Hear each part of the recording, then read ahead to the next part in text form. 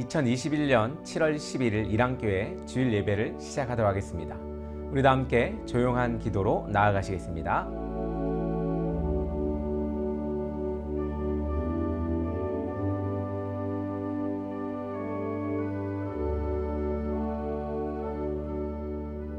지금 이 시간은 우리 사도신경으로 우리의 신앙을 고백하는 시간입니다. 다 함께 사도신경 하시겠습니다. 전능하사 천지를 만드신 하나님 아버지를 내가 믿사오며 그 외아들 우리 주 예수 그리스도를 믿사오니 이는 성령으로 잉태하사 동정녀 마리아에게 낳으시고 본디오 빌라도에게 고난을 받으사 십자가에 못 박혀 죽으시고 장사한 지 사흘 만에 죽은 자 가운데서 다시 살아나시며 하늘에 오르사 전능하신 하나님 우편에 앉아 계시다가 저리로서 산 자와 죽은 자를 심판하러 오시리라.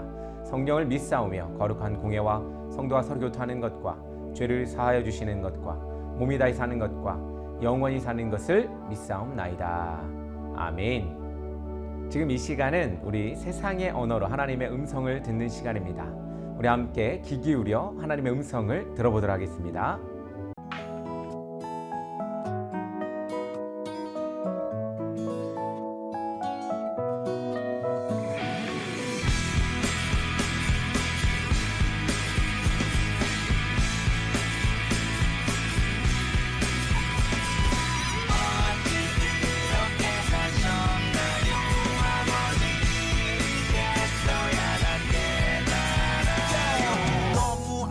살아오셨네. 어느새 자식들 머리 커서 말도 안 듣네. 한평생 저 자식 밥그릇에 청춘 걸고 새끼들 사진 보면 한 푼이라도 더 벌고 눈물 먹고 목숨 걸고 힘들어도 털고 일어나 이러다 쓰러지면 어쩌나.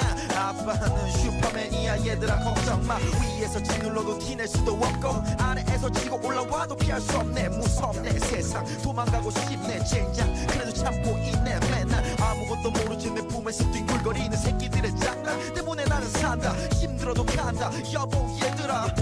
아빠 출근한다. 아버지 이제야 깨달아요.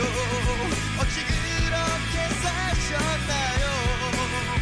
더 이상 쓸쓸해하지 마요. 이제 나와 같이 가요. 어느새 학생이 된 아이들에게 아빠는 바라는 건 딱 하나. 정직하고 건강한 착 하나. 이 바르나 이 다르나 바보는 잘할 테니 학교 외에 학원과에 다른 아빠들과의 경쟁에서 이기고자 무엇이든지 다 해줘야 해. 고로 많이 벌어야 해. 니네 아빠한테 잘해. 아이들은 친구들을 사귀고 많은 얘기 나누고 보고 듣고 더 많은 것을 해주는 남의 아빠와 비교. 더 좋은 것을 사주는 남의 아빠와 나를 비교. 갈수록 싸가지 없어지는 아이들과 바가지 먹는 안사람의 등살에 외로워도 간다 여보 얘들아. 아빠 출근한다. 아버지 이제야 깨달아요. 어찌 그렇게 사셨나요. 더 이상 쓸쓸해하지 마요. 이제 나와 같이 가요.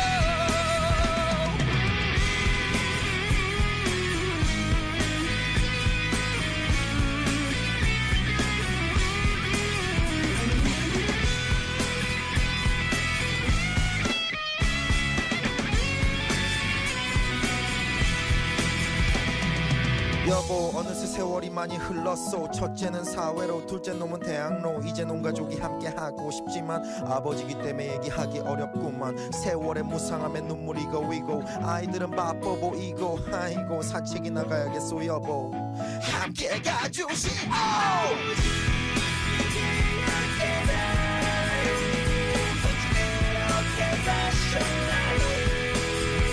더 이상 쓸쓸해하지 마요. 이제 나와 같이 가요. 당신을 따라갈래요.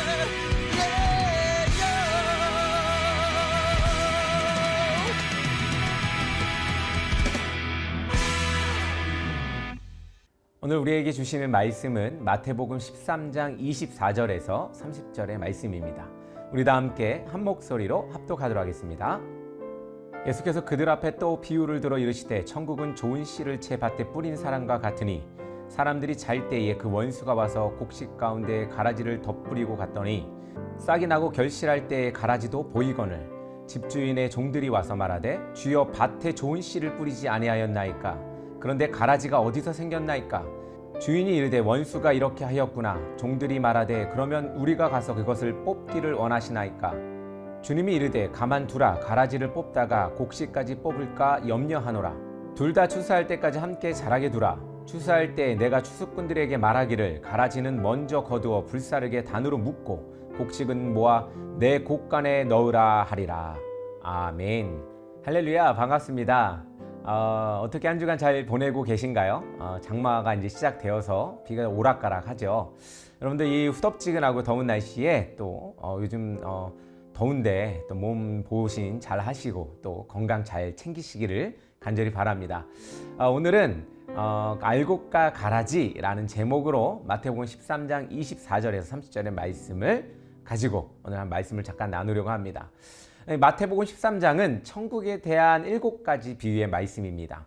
제가 전에도 이제 설교를 몇 번 했고 또 여러 가지 이 비유를 이렇게 들어서 얘기를 했었는데 오늘은 또 그 중에 하나인 바로 이 알곡과 가라지에 대한 비유입니다.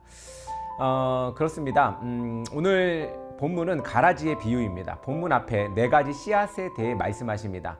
길가, 돌밭, 가시떨기, 좋은 땅, 이렇게 떨어진 씨앗에 대해서 그 결과에 대해 비유로 말씀하셨습니다.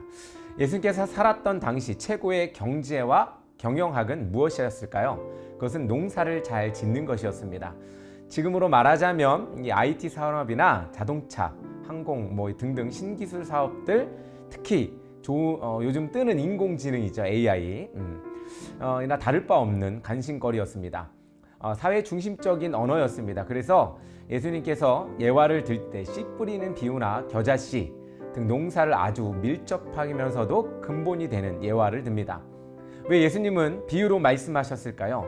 요즘 이 신천지나 하나님의 교회 같은 이단들이 자주 사용하는 것이 바로 이 비유풀이라는 사실을 볼 때 우리는 예수님께서 벌써 2000년 전에 지금의 상황을 아시고 이단들이 가라지 같은 이야기로 현혹시킬 것이라는 사실을 알았기 때문입니다. 비유를 통해 그들이 이단인지 아닌지 알아낼 수 있기 때문입니다. 예수님의 비유는 아주 보편적인 것입니다. 누구나 들으면 이해가 잘 가고 알아들을 수가 있습니다. 예수님을 믿는 사람들은 이 이야기를 들으면 잘 알아들을 수 있다는 말입니다. 그런데 이단들은 이 비유를 이상하게 해석합니다. 결국 비유의 종점이 예수님이어야 하는데 사람이 초점으로 맞춰집니다. 이만이나 안산홍 등등 그 메시아가 그들에게는 결론이 나옵니다. 귀 있는 자는 들을지어다 라는 말은 무엇입니까? 복음이 그렇게 어렵지 않습니다. 복음은 참으로 쉬운 진리입니다. 그런데 믿음이 없으면 그 복음이 너무나 어렵게 느껴집니다. 이해가 가지 않기 때문에 그럴 수도 있습니다. 만약 복음을 너무 어렵게 설명하거나 이상한 해석이 나온다면 그것은 문제가 있는 것입니다. 이단들에게는 이 비유가 매우 어렵게 들립니다. 예수님께서 우리를 구원하시고 예수님의 이름을 믿으면 쉽게 잘 받아들이며 우리는 천국으로 가는 것입니다.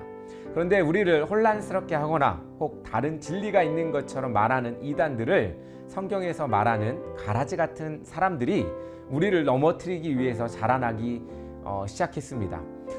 예수님이 오심으로 이미 천국이 이 땅에 도래 있습니다. 즉 천국은 이미 시작되었다는 것입니다. 본문은 지금 천국이 성취되어 가는 과정에 대해 말씀하고 있습니다. 시간이 지나가고 있습니다. 우리는 하루 한 시간을 살수록 예수님께서 이 땅에 오실 날이 가까워지고 있다는 사실을 잊지 말아야 합니다. 예수님이 오시면 참 성도와 거짓 성도가 영원히 분리될 것입니다. 지금은 비록 예수님이 오시기 전이어서 알곡과 가라지가 함께 자라고 있지만 곧 그날은 오게 될 것입니다. 때로 하나님께서는 우리가 알 수도 이해할 수도 없는 경륜과 섭리로 모든 것을 이루어 가십니다. 둘 다 추수할 때까지 함께 자라게 두라는 하나님의 오묘한 뜻이 그렇습니다. 분명한 것은 우리 하나님께서는 우리의 삶뿐 아니라 세상의 모든 것을 의와 길로, 형통의 길로 인도하신다는 겁니다. 그래서 이러한 하나님의 경륜과 섭리를 아는 사람은 원망하지 않고 오히려 하나님의 때를 기다리며 살아야 합니다. 가라지의 비유가 우리에게 주는 깨달음이 과연 무엇일지 오늘 말씀을 통해서 오늘 또한 우리의 이 현상 또 이 종교가 난립한 이런 현상 가운데에 무엇을 이야기하고 있는지 한번 들어보시기를 간절히 소망합니다. 첫 번째로 예수님은 좋은 씨를 뿌리십니다. 24절에서 예수님은 예수께서 그들 앞에 또 비유를 들어 이르시되 천국은 좋은 씨를 제 밭에 뿌린 사람과 같으니 라고 말씀하셨습니다. 여기서 중요한 단어 몇 개가 있습니다. 씨앗, 밭, 사람, 이런 단어입니다. 본문의 좋은 씨는 마지막 하나님의 심판 때에 택하심을 받은 성도를 상징합니다. 우리는 씨앗 같은 성도들입니다. 씨앗은 어떻습니까? 성체, 즉 완전히 자란 곡물하고는 다른 모습을 하고 있습니다. 씨앗은 밭에 뿌려지면 썩어야 새싹이 나옵니다. 자신을 감싸고 있던 껍데기를 벗어야 새싹이 나온다는 말입니다. 좋은 씨앗일수록 싹도 튼튼히 나옵니다. 옛말에 잘 될 놈은 떡잎부터 알아본다라는 말이 왜 그렇겠습니까? 좋은 씨앗이 좋은 열매를 만듭니다. 그리고 밭은 하나님께서 창조하신 세상을 가리킵니다. 하나님께서 세상을 아름답게 창조하셨습니다. 어떻게요? 아름답게 창조하셨습니다. 세상은 참으로 아름답습니다.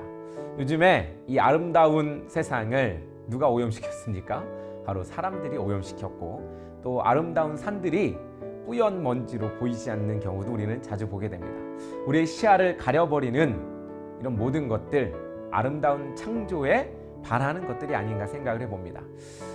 그렇습니다. 하나님이 만든 이 위대한 창조물, 그것이 바로 이 감탄이 나오지 않을 수가 없습니다.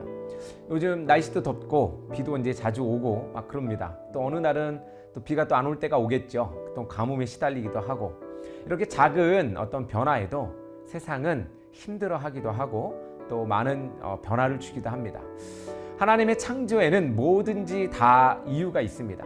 잘 될 때도 꼭 잘 되지 않을 때도 하나님은 그만의 이유를 가지고 계십니다. 우리에게 자신이 주인 되심을 알려주기 위해 이유 있는 결단이 바로 독생자 예수 그리스도를 보내셔서 복음을 전하게 하시고, 복음을 듣고 예수님을 주로 영접하는 사람마다 자녀로 삼아 주신 것입니다. 만약 예수님이 이 땅에 오지 않으셨다면 우리는 하나님의 섭리에 대한 감각은 있을지 모르나 도무지 누가 지으신 것인지 알 수 없었을 것입니다. 그래서 이 세상의 삶과 죽음, 모든 인생과 자연의 주관자 되신 분이 바로 하나님이심을 증명하고 전하며 우리를 죽음에서 영생으로 인도하시기 위해서 예수님이 오신 것입니다. 그러니까 예수님이 오신 것에는 단순한 하나의 우리의 죄를 용서하기 위해서만 오신 것이 아니라 사람들로부터 하나님의 섭리를 알게 하시기 위해서 예수님이 오셨다는 이유도 있다는 것입니다. 그래서 이 세상의 삶과 죽음, 모든 인생과 자연의 주관자이신 분이 바로 하나님임을 증명하고 전하며 우리를 죽음에서 영생으로 인도하시기 위해 예수님이 오신 것입니다. 밭은 바로 하나님이 창조하신 세상입니다. 세상 속에 우리는 속해 있죠. 세상을 사랑하사 이 땅에 오신 것이 바로 예수님이십니다. 예수님은 37절에서 좋은 씨를 뿌리는 인자라고 하셨습니다. 씨앗은 아무데나 뿌리지 않지요. 자신의 밭에 씨를 뿌리는 것입니다. 이 세상은 누구의 것입니까? 바로 우리가 주님이라고 부르는 하나님의 것입니다. 세상의 주인, 그분이 바로 예수님이십니다. 그래서 본문에서 제 밭이라는 표현이 나오는데 세상에 대한 그리스도의 소유권을 주장하는 말씀입니다. 우리를 주님의 피로 사신 것입니다. 우리는 예수님의 그 소유된 백성입니다. 예수님을 믿으면 우리는 좋은 씨앗이 되는 것입니다. 예수님의 소유가 되면 우리는 좋은 씨앗이 됩니다. 이처럼 하나님께서 창조하시고 예수 그리스도의 복음 전파를 통해 구원받은 이 좋은 씨들로만 세상이 이루어졌으면 참으로 좋겠죠. 좋을 텐데 실제 세상은 그렇지 않습니다. 악인이 존재하고 가라지가 존재합니다. 주님은 이 세상 모두가 좋은 씨앗이 되기를 바라십니다. 그러나 그러지 않기 때문에 참으로 주님의 마음이 슬퍼집니다. 주님의 뜻은 아니지만 세상에 존재하는 알곡과 가라지는 늘 함께 있음을 우리는 알아야 하고 명심해야 합니다. 두 번째로, 마귀는 사람들이 잘 때 가라지를 뿌립니다. 본문 25절에 이렇게 이야기하죠. 사람들이 잘 때에 그 원수가 와서 곡식 가운데 가라지를 덧뿌리고 갔더니 라고 말씀하셨는데, 잘 때라는 말은 누구나가 잠을 자는 한밤중을 일컫는 말로 악한 자가 와서 농부가 모르게 슬그머니 악행을 저지를 수 있는 적합한 시기를 가리킵니다.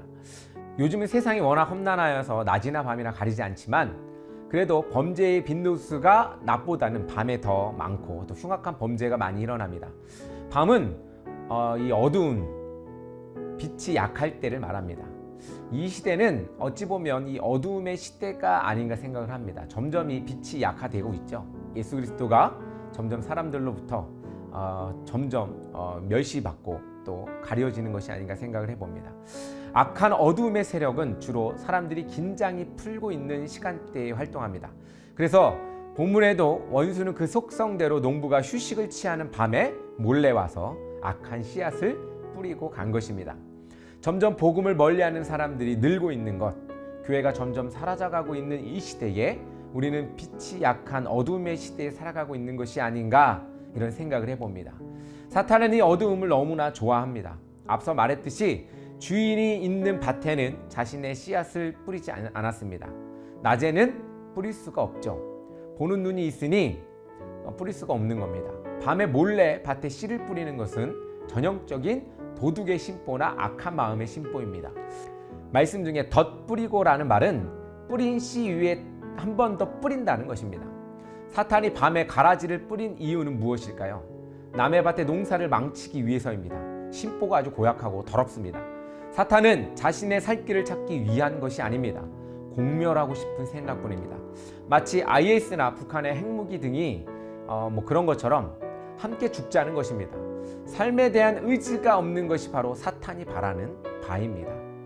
레위기 19장 19절에 너희는 내 규례를 지킬지어다 내 밭에 두 종자를 섞어 뿌리지 말며 라고 하심으로 서로 다른 두 종류의 씨앗을 섞어 뿌리지 말 것을 강하게 말씀하십니다. 이는 여호와 하나님께 대한 신앙의 순수성을 강조하는 상징적인 교훈입니다. 토기장이가 토기를 굽고 마지막에 검사를 할 때 아무리 멋있어 보여도 자신이 원하는 그런 모양이 또한 색상이 나지 아니하면 과감하게 부숴버립니다. 사람들은 그 광경을 보면서 너무나 아까워합니다. 그냥 그것 나 줘도 되는데 라고 말하며 안타까워하고 아까워합니다. 그러나 상품의 가치가 있으려면 자신이 원하고 흠이 없는 것이어야 상품의 가치가 있죠. 우리의 신앙의 순결함도 그렇습니다. 우리말에 다 된 밥에 콧밥 트린다 라는 말이 있지 않습니까? 아무리 맛있게 지었어도 더러운 것이 밥에 들어가면 그 밥은 누구도 먹지 않을 것입니다. 따라서 농부가 곡식을 뿌린 밭 위에 원수가 다시 가라지를 뿌렸다는 사실은 마귀가 성도의 순수한 신앙을 파괴하기 위해 활동하는 것을 가리킵니다. 그러므로 우리는 늘 깨어서 사탄이 몰래 우리의 신앙의 밭에 가라지를 뿌리지 않게 조심해야 합니다. 또한 우리 주변에는 가라지가 많다는 사실을 인정하고 조심하며 살아야 합니다. 또한 우리의 생명을 넘보지 못하도록 경각하며 우리는 경계하며 살아야 할 것입니다. 사탄은 시시때때로 우리를 노리고 있다는 사실을 염두에 두시고 우리의 삶이 과연 사탄이 원하는 삶인지 또 하나님이 원하시는 삶인지 분별하며 살아가는 여러분 되기를 간절히 소망합니다. 세 번째로 하나님은 추수할 때까지 함께 자라게 두십니다. 종들이 곡식을 가꾸기 위해 밭에 나가서 보니 가라지가 알곡과 함께 자라고 있었습니다. 그래서 주인에게 이 사실을 보고하고 가라지를 뽑아낼 것을 요청합니다. 그때 주인은 뭐라고 얘기합니까? 가만두라, 가라지를 뽑다가 곡식까지 뽑을까 염려하노라 라고 대답했습니다. 예수님께서는 가만두라고 말씀하십니다. 그런데 이는 악을 깨도록 방치하거나 포기하라는 말씀이 아닙니다. 가라지를 제거하려는 주인의 뜻은 간절하지만 정해진 때를 기다리자는 말씀입니다. 일반적으로 가라지는 곡식보다 그 뿌리가 훨씬 강하고 왕성하게 자라납니다. 그래서 가라지를 뽑다가 보면 주위의 곡식도 함께 그 뿌리가 뽑히는 경우를 보게 됩니다. 여러분들 농사는 안 짓더라도 한번 경험을 해보셨을 것 같아요. 뿌리가 깊은 것을 한번 이렇게 딱 뽑으면 그 옆에 잘 자라고 있는 것까지 또 상하게 하는 경우가 있습니다. 그러니 주인은 곡식을 보호하기 위해 가라지도 추수할 때까지 그대로 두라고 하신 것입니다. 다 자란 후에는 같이 뽑혀도 되기 때문에 그렇죠. 이처럼 하나님이 세상에 악의 활동을 그대로 두시는 것은 사랑하는 백성에게 은혜를 더하게 하려는 마음이십니다. 악을 제거하려다가 내가 사랑하는 나의 자녀가, 나의 백성이 다칠까 두렵다는 것입니다. 알곡 성도가 다칠까 염려를 하기 때문에 하나님께서는 그냥 두라라고 말씀하시는 겁니다. 네 번째로 마지막에는 반드시 심판이 있습니다. 30절 우리 한번 같이 읽어보겠습니다. 둘 다 추수할 때까지 함께 자라게 두라. 추수할 때 내가 추수꾼들에게 말하기를 가라지는 먼저 거두어 불사르게 단으로 묶고 곡식은 모아 내 곡간에 넣으라 하리라. 아멘. 네, 그렇습니다. 30절에서 이 두라라는 말씀은 주인이 같이 자라도록 결정하였으니 너희들은 관여하지 말라라는 뜻입니다. 추수할 때라는 말씀은 마지막 심판을 나타내는 일반적인 비유입니다. 추수할 때가 되면 알곡과 가라지는 완전히 구별되죠. 그런데 본문에서 일반적인 추수의 모습과 다르게 가라지는 먼저 거두어 불사르게 단으로 묶으라 라고 말씀하십니다. 이것은 재림하신 예수님께서 그의 대적 마귀를 결박하여 영원히 꺼지지 않는 불에 던져 넣을 것으로 사역을 시작하심을 암시하고 있는 것입니다. 히브리서 9장 27절, 한번 죽은 것은 사람에게 정하신 것이요 그 후에는 심판이 있으리니 분명히 말씀하십니다. 그러므로 우리 예수 그리스도의 재림과 심판이 가까이 올 이때에 여러분들 어떻게 우리는 살아야 할까요? 한번 죽은 것은 사람에게 정해져 있다. 누구나 사람은 죽지요. 그 후에 심판이 있다. 이렇게 이야기하십니다. 이 심판에는 믿는 자나 믿지 않는 자나, 천국 갈 자나 천국 가지 않을 자나 다 그때 분별하고 고른다는 것입니다. 성도는 악에 미혹되지 말고 알곡이 되어서 주님이 오셨을 때에, 주님 앞에 섰을 때에 우리는 당당해야 합니다. 그러기 위해서는 오늘 우리가 살아가는 모습이 정돈되어야 하고 정리되어야 할 것입니다. 사랑하는 성도 여러분, 우리가 주님 앞에 당당하게 서기 위해서는 오늘 우리 이 시간, 이 순간순간을 주님이 원하시고 또한 하나님 앞에 정당하고 합당한 삶을 살아야 할 것입니다. 지금 여러분들 삶에 그렇지 못한 부분이 있다면 돌아오시길 바랍니다. 그리고 하나님 앞에 서시길 바랍니다. 여러분들은 하나님이 알곡으로 골라주실 것입니다. 그리고 그 알곡은 바로 천국의 삶을 의미합니다.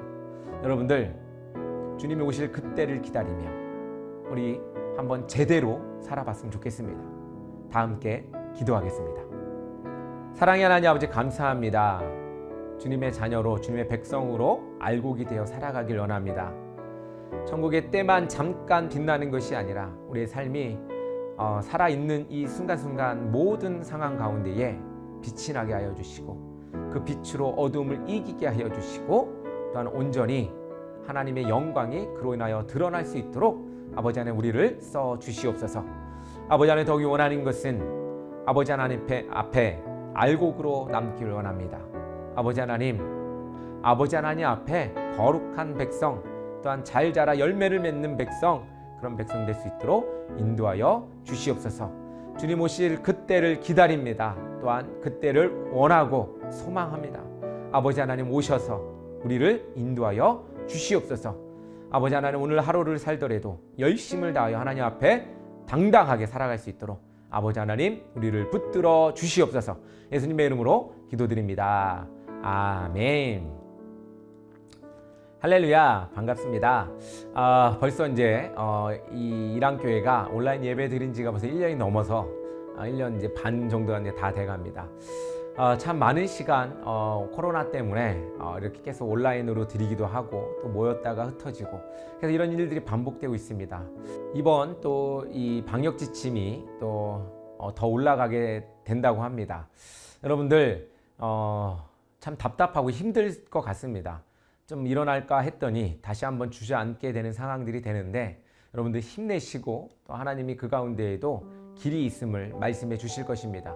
말씀에 귀 기울이시고 날마다 승리하는 여러분 되기를 간절히 소망합니다. 함께 또한 기도했으면 좋겠습니다.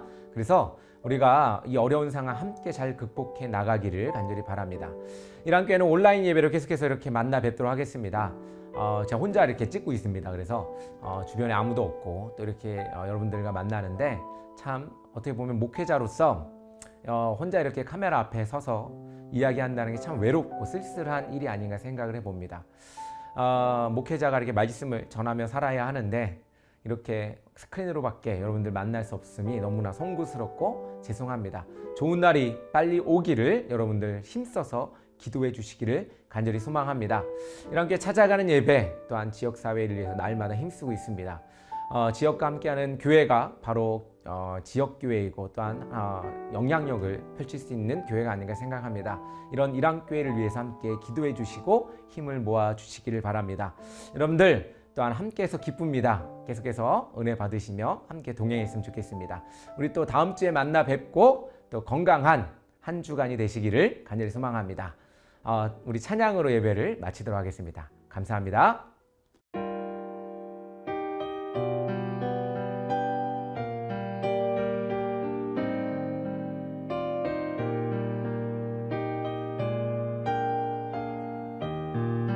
예수님의 은혜와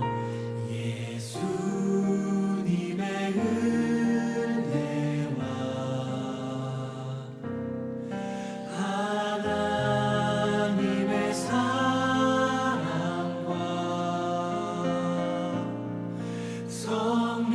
성령님의 사귐이 우리와 함께하기를. 한 번 더 축복하며 예수님의 은혜와 하나님의 사랑과 성령님의 사귐이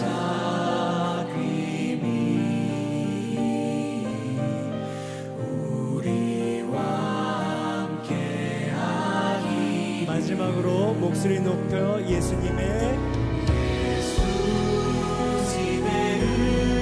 은혜와 하나님의 사랑과 하나님의 사랑과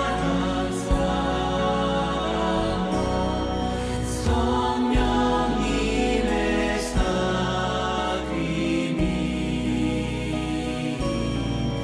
우리와 함께하기. 마음 담아 정직한 마음으로 기도합니다.